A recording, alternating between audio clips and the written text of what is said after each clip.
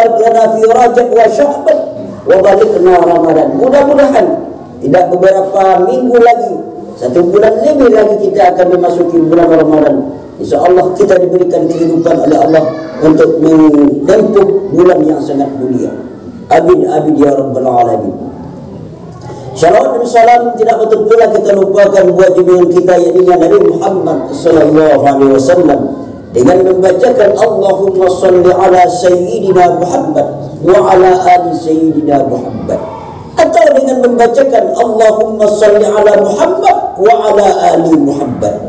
Kaum muslimin wa rahimani wa rahimakumullah, di keluarga khutbah kita yang pendek pada saat sekarang ini, di awal khutbah tadi sudah kita bacakan surat Ad-Das. Kita tahu bahawa kaum muslimin wa rahimani wa rahimakumullah, setan iblis adalah musuh yang nyata bagi kita. Kaum muslimin wa rahimani wa rahimakumullah, ada suatu kisah seorang yang bernama Ibrahim bin Adham. Beliau dulu adalah anak seorang raja. Kebiasaan orang waktu itu, anak seorang raja waktu itu adalah masuk rimbu, keluar rimbu, berkuda, memanah. Suatu kali kaum muslimin sudah jemaah Jumat rahimani wa rahimakumullah, ada bisikan kepada telinga Ibrahim bin Adham. Apa bisikan itu? Alihadza khuliqta, alihadza umirta. Apakah untuk ini engkau dijadikan? Apakah untuk ini engkau disuruh?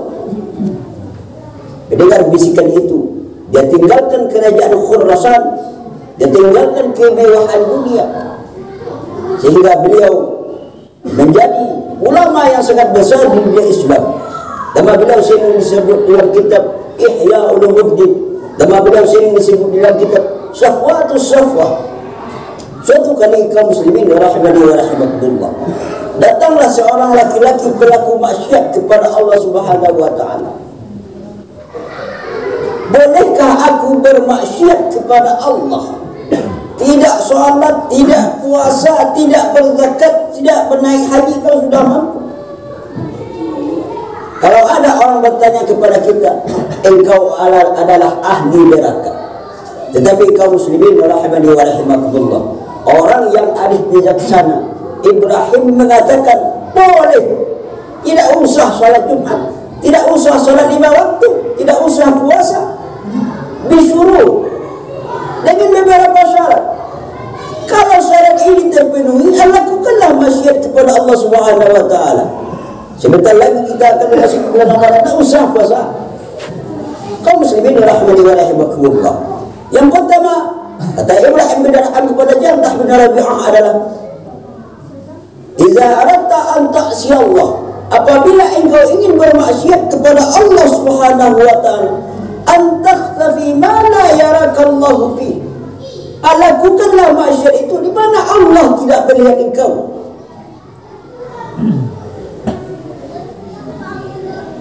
La ta'khudhu sinatun wa la naum.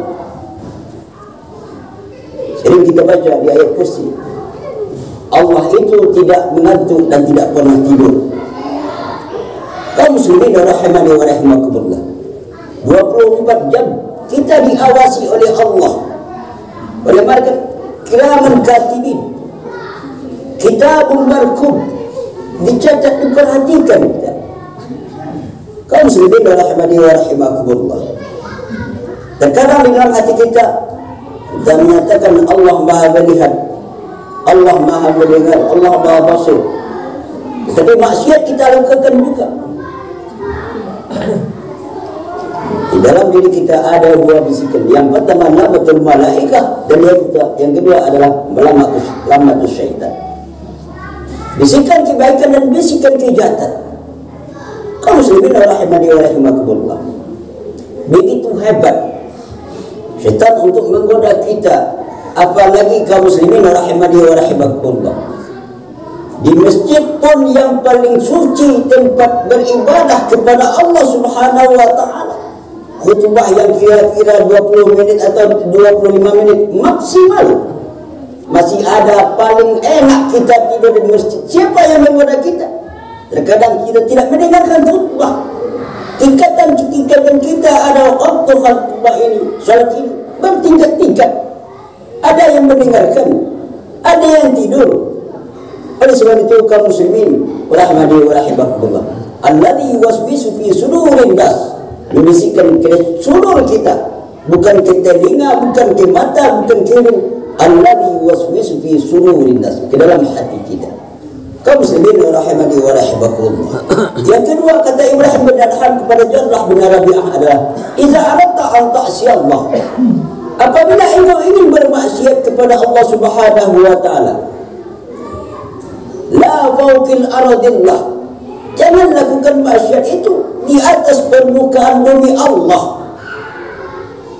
Sering kita dengar baca oleh imam, lillahi ma fis samawati wal ard. Dalam ayat kursi kita baca, lahu ma fis samawati wa ma fil ard. Kepunyaan Allah, apa yang ada di langit dan apa yang ada di bumi. Jadi kalau sadarlah kita punya rumah, punya kendaraan, punya sawah ladang, punya pangkat, itu punya milik Allah, cuma titipan. Kaum muslimin rahimani wa rahimakumullah. Yang ketiga, kata Ibrahim bin Adham adalah, "Idza aradta an ta'si Allah." Apabila engkau ingin bermaksiat kepada Allah Subhanahu wa taala, fala takul min rizqillah. Maka jangan engkau makan rezeki yang diberikan oleh Allah Subhanahu wa taala. Nafas yang naik turun rezeki Allah. Bahkan berkedip mata pun rezeki Allah. Terlalu banyak di antara kita, saudara-saudara kita, mereka punya tangan tapi tidak bisa bergerak, mereka punya kaki tidak bisa melangkah. Bernafas, berlangkah, bergerak, itu adalah rezeki Allah. Kata Rasulullah sallallahu alaihi wasallam, la tataharraka illa bi iznillah. Tidak bergerak suatu benda illa bi iznillah. Kaum muslimin rahimani wa rahimakumullah, apabila rasa syukur kita kepada Allah Subhanahu wa taala, rezeki yang diberikan oleh Allah Subhanahu wa taala itu berasal dari Allah, bukan atas usaha kita sendiri. Itu rezeki yang diberikan oleh Allah Subhanahu wa taala. Kaum muslimin rahimani wa rahimakumullah. Yang keempat, kata Ibrahim bin Adham adalah, "Idza aradta an ta'si Allah." Apabila engkau ingin bermaksiat kepada Allah Subhanahu wa taala, faja'at malaikah. Nanti di akhirat datang malaikat kepada kita. Tasukuka ila dar. Menarik kita ke dalam api neraka. Katakan kepada malaikat itu nanti, "Fala tazhabba'ah." Saya tidak akan ikut dengan malaikat. Kaum muslimin rahimani wa rahimakumullah, maling di pasar hati, copet dia guna, tertangkap di polisi, tak bisa mengelak, tak bisa mengarik. Ini malaikat yang akan menarik kita. Sifatnya malaikat, ilalun silalun la ya'sunallah ma'amarum wa ma'if'alun. Bagaimana misalnya malaikat? Hadis mengatakan, alihatin masna wa sulasa wa rubah. Malaikat itu punya 2, 3, 4 sayap. Antara sayap yang satu dengan sayap lain, yang lain antara timur dan barat. Kaum muslimin wa rahimani wa rahimakumullah. Yang terakhir, kata Ibrahim bin Adham pada Jarrah bin Rabi'ah adalah, "Idza aradta an ta'si Allah." Apabila engkau ingin bermaksiat kepada Allah Subhanahu wa taala, ra'aita dzunubika. Engkau lihat nanti di akhirat dzunubika, dosa-dosa engkau yang kau lakukan di atas dunia. Katakan kepada mereka, "Fangkir ma fa'alta." Tidak pernah saya melakukan maksiat seperti apa yang ada di buku ini. Alangkah bahagia kita nanti di akhir menerima catatan di tangan kanan. Celakalah nanti kita apabila menerima catatan di sebelah. Di dalam Al-Quran, "Nun wal qalam wa ma yasturun." Apapun yang kita lakukan, gerak-gerik yang kita lakukan dicatat oleh Allah Subhanahu wa taala. Orang yang betul-betul salat Jumat akan dicatat oleh Allah Subhanahu wa taala. Orang yang tidak waktu salat Jumat akan dicatat oleh Allah Subhanahu wa taala. Maka pada saat sekarang ini kaum muslimin rahimani wa rahimakumullah, gerak-gerik kita yang kita lakukan dari awal berangkat dari rumah, nilaikanlah nilai niat ibadah kepada Allah Subhanahu wa taala. Melangkah pun, bergerak pun bisa menjadi ibadah apabila kita berilmu. Maka ibadah itu terbagi dua. Yang pertama ibadah mahdah, dan yang kedua ibadah ghairul mahdah. Salat, puasa, haji, itu ibadah mahdah. Ibadah ghairul mahdah adalah ibadah-ibadah yang bersifat kemaslahatan, membersihkan masjid. Bangun dari tidur pun kita alhamdulillahilladzi ahyana ba'da ma amatana wa ilaihi nusyur. Itu pun ibadah. Kaum muslimin rahimani wa rahimakumullah. Ada 3 hal yang tidak dicatat oleh malaikat. Tidak dicatat menjadi ibadah, tidak menjadi dosa. Yang pertama kata Rasulullah SAW adalah al-sabi hatta yai'akis, anak kecil hingga dewasa. Anak-anak kita yang memakak di luar masjid tidak pada so. Siapa yang pada so? Orang tua kita yang membimbingi. Yang kedua, adil majnun hatta yafiq, orang gila hingga sembuh. Tidak salat, mengambil barang orang di jalan, tidak dicatat oleh malaikat. Dan yang ketiga adalah an-na'im hatta yahtalim, orang tidur hingga bangun. Kaum muslimin rahimani wa rahimakumullah, dapat kita simpulkan dalam khutbah yang pendek ini.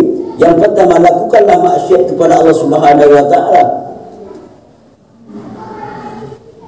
Yang pertama, lakukanlah maksiat di mana Allah tidak melihat kita. Dan yang kedua, jangan lakukanlah maksiat, tapi jangan di atas muka bumi Allah ini. Yang ketiga, lakukanlah maksiat, tapi jangan dari rezeki Allah yang kita makan, pergunakan. Dan yang keempat, lakukanlah maksiat kepada Allah Subhanahu wa taala. Nanti mampu kita untuk melawan malaikat yang besarnya antara sayapnya antara timur dan barat besarnya. Dan yang kelima, lakukanlah maksiat. Apa yang kita lakukan di atas dunia ini, ingkari, bantah semua itu nanti di akhirat. Semua dalam khutbah yang pendek ini ada manfaatnya bagi kita bersama. Dan dari khatib yang menyampaikan, fa'tabiru ya ulil absar la'allakum turhamun.